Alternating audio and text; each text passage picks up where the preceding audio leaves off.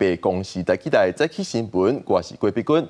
新闻一开始先来关心明年的总预算案一直卡掉的。行政院长在英台昨日邀请立法院的调野党团协商讨论，最后是达成共识，做出决议，包括金发补偿金额，逐年达公庆提悬到6万，健保点但是每点0.95块。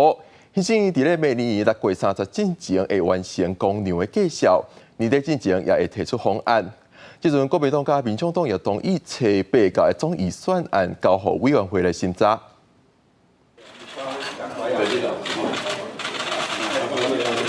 行政院长杜英泰含立法院国民党团的3长握手致意。针对114年总预算案一直调伫遐，若要关心原住民金发补偿、公牛收购、健保点达调升的3大法案，杜英泰初一下晡2点做主人，邀请调野党团到行政院林嘉比做协商讨论。那个3长拢总有来，不过民众党团是减总调黄国昌，伊的人是伫咧立法院审查乌白案假保护法案。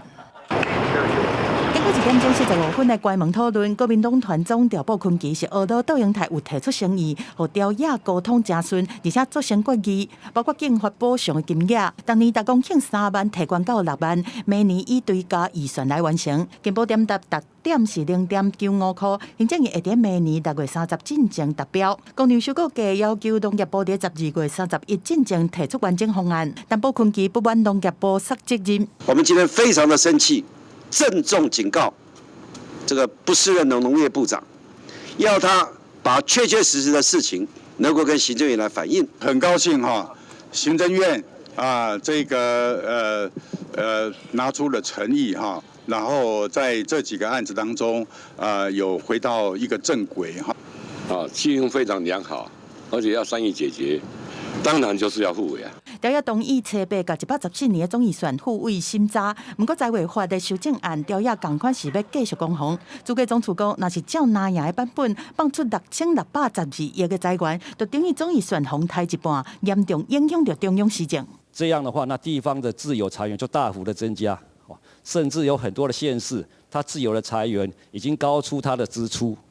在这种情况之下，你在要求保障一般性补助款，就是非常的不合理。关于怎么样分配更公平，或是更有利于大家的同时的发展，因为毕竟就是强调，就是不能够让弱者越弱，强者越强。立法院财委会初6快速通过的财委法修正案，行政院未同意，但是嘛未提出行政院版的财委法，强调照现行制度推动各大重要建设。各界对统筹分配税款的公平性想法不同，呼吁爱理性沟通。记者综合报道。